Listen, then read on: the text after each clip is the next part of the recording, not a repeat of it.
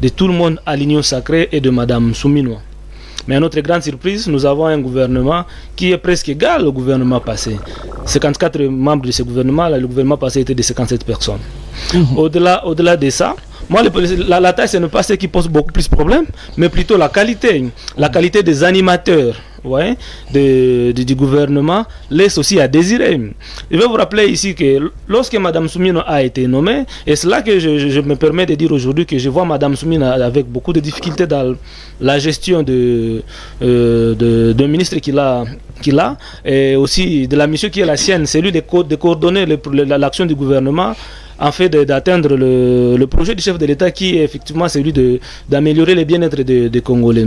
Déjà, Mme Soumina, lors de sa nomination, il aurait souhaité, n'est-ce pas, de ne pas avoir le président de parti politique, les autorités morales des regroupements dans son gouvernement. Mais quand vous regardez l'architecture du gouvernement aujourd'hui, c'est composé en majorité par le président de parti politique et le membre et les autorités morales des regroupements politiques. Du coup, vous comprenez que ce que lui avait envisagé comme déjà à la base comme souhait n'est pas respecté. Et là, ça m'a fait de comprendre que le ministre qu'il a, ce ne sont pas ses choix. Ce sont les choix des autorités morales des partis politiques qui auront la même mise sur le ministre. Et du coup, ces ministres-là seront en train de suivre les dictats de leurs autorités morales qui sont déjà à la base frustrés.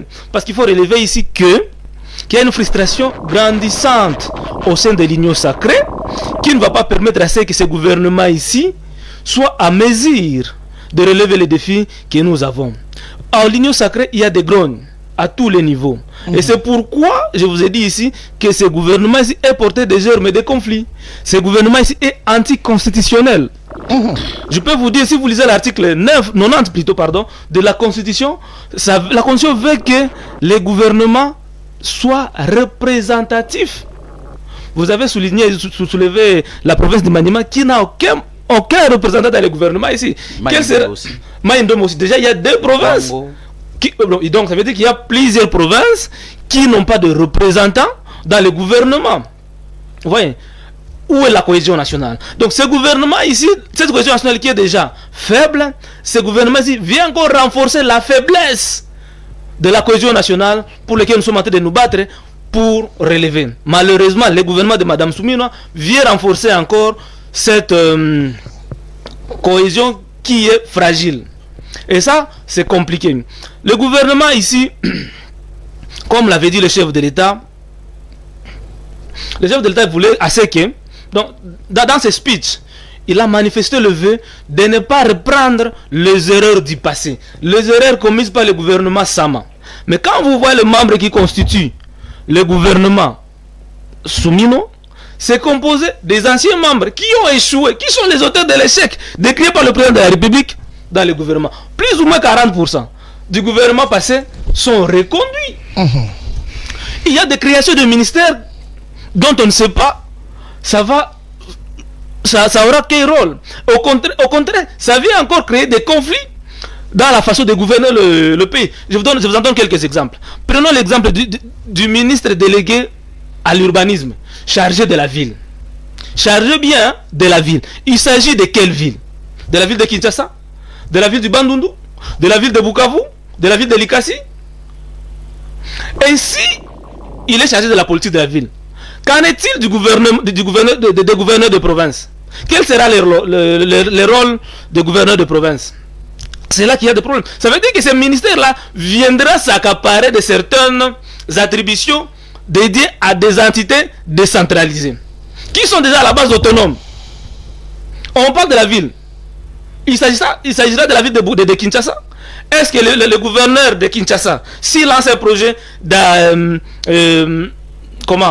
construire Maluku, ou bien de créer notre ville à Maluku, qui va mener la politique? Est-ce que c'est le gouverneur avec son ministre de l'urbanisme de la province, ou bien sera le ministre du gouvernement central qui est chargé de la politique de la ville? Ce sont des conflits dont notre justice ici ne sera pas à mesure de trancher. Et ce sont des germes de conflits là qui ne vont pas permettre à ce que les gouvernements en place puissent répondre aux besoins de la population. Regarde autre chose qu'on a fait. Ça, j'ai lu un tweet d'un journaliste. le ministère du Travail et Prévoyance Sociale, qui est accordé, je crois, à l'AFDC. On prend la structure Prévoyance Sociale, donc l'INSS et consorts, on met sous la gestion du ministère de Santé. Et voilà, il y a eu une réunion hier, de présidium ou bien de membres de l'Union Sacrée. Le président Bati n'était pas parti, il ne s'était pas présenté. Pourquoi ne s'est-il pas présenté? Pourquoi ne s'est pas-il présenté? Pouvez-vous imaginer dans ces gouvernements, l'UDPS à lui seul s'arroge plus ou moins 60% du membre des gouvernements. À lui seul. Ça, ce sont des problèmes. Et le blocage de Mme Souminois viendra de l'Union Sacrée. Parce que les caciques de l'Union Sacrée ne permettront pas à ce que Mme Souminois puisse mener à bon port son programme, puisse mener à bon port le projet du chef de l'État. Et du coup, nous serons en train de tourner à rond, de blocage sur blocage, et l'IDPS trouvera toujours comment je peux appeler ça, il va trouver toujours des boucs émissaires. Dire que non, si le gouvernement est bloqué, c'est parce que telle ou telle autre personne bloque. Et pourtant, c'est à la base eux qui sont en train de bloquer par la sortie de ces gouvernements ici. Ça a été présenté, la constitution, comme a été un blocage. Là, le gouvernement est sorti. Alors, la même constitution a débloqué. La même constitution a débloqué. Donc, monsieur Benz, il y a beaucoup de problèmes que ce gouvernement vient créer. Le problème auquel nous on attendait trouver solution pour améliorer le bien-être de la population ne sera pas trouvé. Et pourtant, messieurs les journalistes, nous avons toutes les potentialités possibles, n'est-ce pas, pour donner le bien-être, pour améliorer le bien-être de la population. Le chef de l'État, dans sa vision, il dit qu'il voudrait créer plus d'emplois, faire la diversification de l'économie, le renforcement du pouvoir d'achat. Comment on va renforcer le pouvoir d'achat si on ne crée pas de l'emploi? À Kinshasa ici, pour votre information, 23% de la ville de Kinshasa, c'est seulement cet espace qui est occupé par la population. 77% de l'espace quinoise est non occupé, est occupé par la commune de Maluku. Quelles sont les stratégies que le Premier ministre mettra en place pour que cette province, cette zone-là qui est inoccupée, soit, n'est-ce pas, exploitée et créer de l'emploi? Avec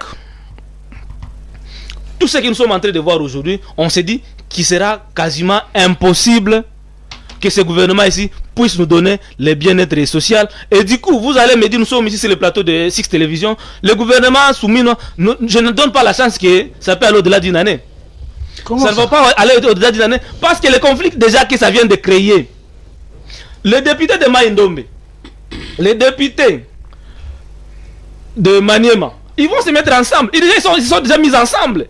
Et ils sont en train de faire signer une pétition pour que ce gouvernement ne soit pas investi. Déjà, ça commence déjà. Le problème commence déjà à se poser avant que le gouvernement soit investi par l'Assemblée nationale. Très bien. Et ce seront là des problèmes auxquels nous serons en train d'assister, des conflits. Et au lieu, n'est-ce pas, de trouver solution aux problèmes sécuritaires, aux problèmes humanitaires et consorts, ils seront en train de régler d'abord les conflits d'intérêts qui vont se manifester au sein du gouvernement ici. Et ça, le problème, c'est l'union sacrée. Le problème, ce n'est pas l'opposition, le problème, ce n'est pas la société civile, le problème, ce n'est pas la constitution. Le problème, c'est l'égoïsme de membres de l'union sacrée et particulièrement de l'IDPS qui veut s'accaparer de tout. Pouvez-vous imaginer sur le site VPM qu'à lui seul puisse avoir 5. Il y a de ces ministères-là, par là, s'il faut revenir sur la taille, qu'on devrait mettre ensemble, messieurs les journalistes. Je vous en donne l'exemple. Le ministère de la Jeunesse et des Sports. Pourquoi toujours scinder ces deux ministères-là? À l'époque, c'était un seul ministère. La recherche, l'enseignement supérieur et la recherche scientifique, c'est un seul ministère. L'économie et l'industrie, c'est un seul ministère. L'économie, l'industrie et le commerce extérieur, c'est un seul ministère. Budget et finance, c'est un seul ministère. Mais tellement que ces politiciens, ils ne se sont pas entendus dans leurs négociations. Ils ont dit non, non. Jeunesse, Boudim, vous prenez. Et c'est pas moi, sport, tel prenez. Ils sont allés même créer des ministères, plus de 4 ministères délégués. On a un VPM à l'environnement. On crée un vice-ministre chargé de l'environnement, on le met du côté climat. Et pourtant, quand vous allez au ministère de l'Emploi, au cabinet du ministre, il avait un conseil en charge des affaires climatiques. Donc, celui qui était conseiller, on l'élève au rang du vice-ministre. Et avec ça, qu'est-ce qu'on peut attendre? Et avec ça, vous comprenez que même si on demandait à ce qu'on puisse réduire les trains de vie du gouvernement, ça ne sera pas possible. Ça ne sera pas possible. On dit, j'ai suivi certaines personnes dire que non, ils sont fiers que M. Eliaou soit reconduit au ministère de fonction publique. Mais je m'en moque. Qu'est-ce qu'il a fait au ministère de la fonction publique? Quel est le salaire de... Je parle bien de salaire. Une fois, selon l'Union Sacrée, on connaît l'effectif exact. S'il vous plaît, monsieur. Des fonctionnaires de l'État. On ne peut pas se moquer de la population jusqu'à ce point-là. Les fonctionnaires de l'État dans son ensemble, quel est leur salaire? Il n'y a aucun fonctionnaire de l'État qui a un salaire, je dis bien salaire, de 500 000 francs. S'il y en a, il ne dépasse pas 1 million de francs congolais. Nous allons vérifier. Et, s'il vous plaît, et la retraite des fonctionnaires n'est pas calculée en fonction de primes, mais c'est plutôt en fonction de salaire. C'est pourquoi quand on est en train d'envoyer les gens à la retraite, beaucoup meurent. Ils ne traînent pas, ils ne font pas plus de 2 ans. Pourquoi? Parce que quelqu'un qui a travaillé pendant 32 ans, il se retrouve avec une retraite médiocre. Par exemple, de 20 000 francs ou 30 000 francs. Celui-là va résister? Il ne va pas résister. Ce que le ministre aurait dû faire, c'était de renverser la tendance. Ce qui est prime soit le salaire, et le salaire revient à la place de la prime. Comme ça, quand on va calculer la retraite des fonctionnaires, on la calcule sur base d'un salaire de qualité. Et non pas en fonction d'un salaire de 500 000 francs. C'est là que le ministre devrait s'atteler. Et j'espère, comme il est reconnu à ce poste-là, il va faire en sorte que la tendance soit renversée et que les fonctionnaires de l'État aient un salaire qui correspond au travail qu'ils abattent chaque jour. Et donc,